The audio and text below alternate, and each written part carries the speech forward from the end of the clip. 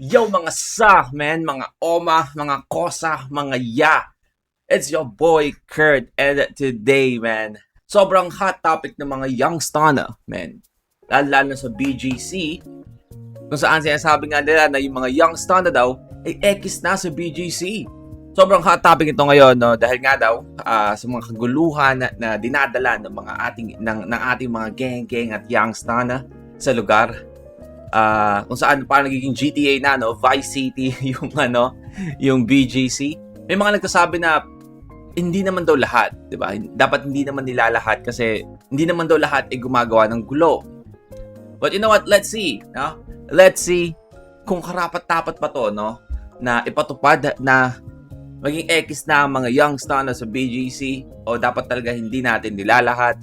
But let's see. So today we're gonna watch few clips and photos ng mga young stunner or wild young stunner roaming around BGC, man.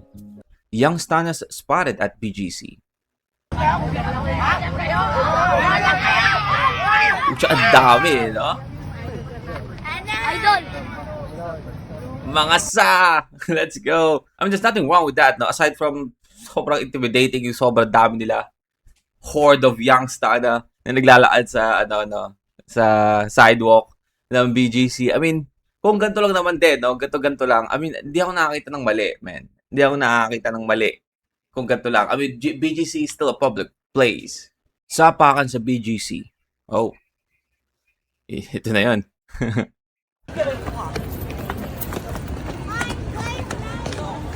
BGC para GTA. Let's go.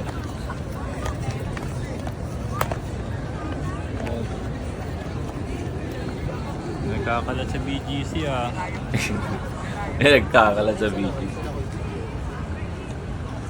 Lagyan na lang playground yung BGC, no? Ayos eh. This is the very reason bakit nga daw marami ang nagrereklamo, nagre-request na ito ang ating mga young stunner is ipagbawal na pumunta sa BGC, men. And sobrang hati ng opinion ng mga tao sa bagay na to. Na may mga nagsasabi na, again, BGC is a public place, no? Para to sa lahat, hindi lang para sa mga rich kids natin, no? Parang ginagawang baluarte lang nila yung BGC. May iba naman nagsasabi na dahil nga daw yung mga youngster na is gulo lang ang dinadala sa BGC. So, hating-hati yung komento ng mga tao tungkol dito. And may isa nga akong post nakita sa TikTok galing sa pangalang Jaylat Jelly. Okay? Hindi ko na-replay yung video kasi copyrighted yung tugtog, no? Pero basically ito lang 'yon, no? Isang video lang sa sarili niya. Sabi niya dito sa caption sa video, ako lang ba ay natutuwa sa mga youngster na sa BGC?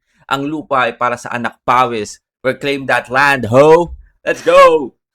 Sabi pa kanya sa caption niya, BGC is nestled in an area full of urban poor communities. What was once an Instagram status symbol is now becoming a third space for people whose family probably work as clerks, cashiers, waitress, etc. In a way, it is theirs too. Hashtag BGC, hashtag young stunner. Which is, I mean, totoo naman, no? Again, BGC is not just for rich kids, man. It's a public place.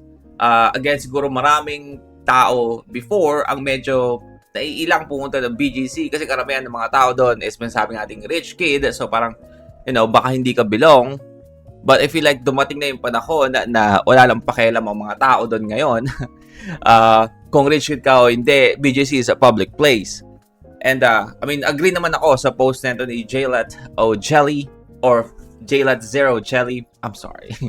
And may mga comment nga dito, no, sa TikTok video, sabi, make the rich uncomfortable, man. Sabi pa dito, yeah, they bring the fashion and creativity. Ang boring naman if puro Uniqlo, NPC, and Lululemon normies sa BGC. Which is totoo. yung description ng mga damitan ng mga tao sa BGC is, sapul na sapul sa comment na yon. Dinukutan ako ng wallet daw.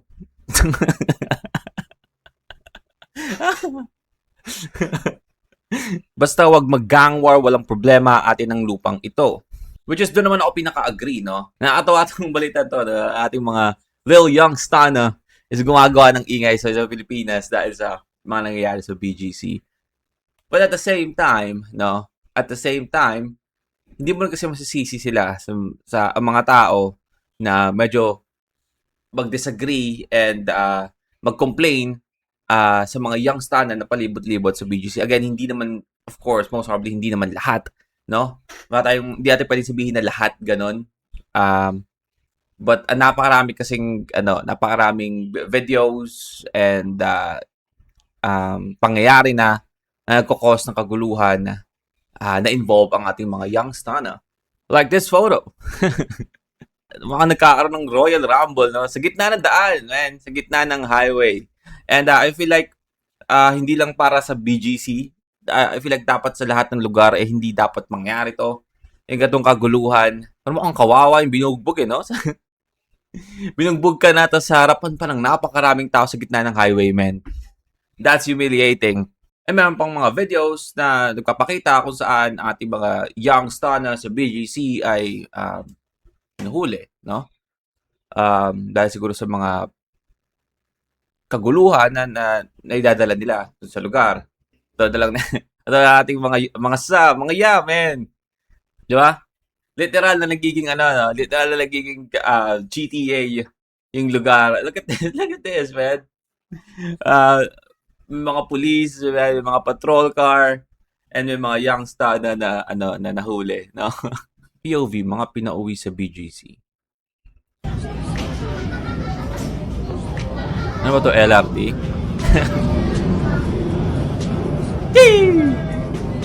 Gang, man! So, regarding sa mga young stunna natin sa BGC, no? Again, sobrang hindi ako agree na pagbawalan silang pumunta ng BGC kasi again, BGC is a public place, so parang napaka-unfair naman nun para sa kanila kasi hindi naman, again, lahat ay gumagawa ng kaguluhan, but at the same time, hindi mo rin masisisi yung mga tao nga kasi ito, sa mga nangyayaring to, no? Sa mga kakaunting photos and videos na pinaita ko ngayon sa inyo na proof, which is hindi lang ito yung meron na nag-circulate sa internet ngayon, no? Sobrang dami pa, but ilan lang to sa mga pangyayari na dahilan kung bakit marami ang nagdi-disagree and nagreklamo, no, sa ating mga young stunna. But kayo, comment down below kung anong tingin nyo sa ating mga young stunna. Again, para sa akin, disagree ako na pinagbabawal silang pumunta doon o binaban sila. Or also, at the same time, hindi ko rin gusto yung gulo na ginagawa nila doon. So, I guess, ano na lang, no? Security. Siguro natin mas secure lugar, mas maraming sisita. And also para sa ating mga young stunna, man, come on, guys, let's behave properly, man. Let's behave, man. Yun lang, no? Before we end this video, gusto ko lang iwan sa inyo ang video na to. Mga sa, bas ng ilang mga geng-geng, gul laman o ma kung lahat silang mga ea at eka ang paaalisin sa hood. Basta efas naman daw ang kanilang asta, days na sila dapat mag-bounce rito sa BGC.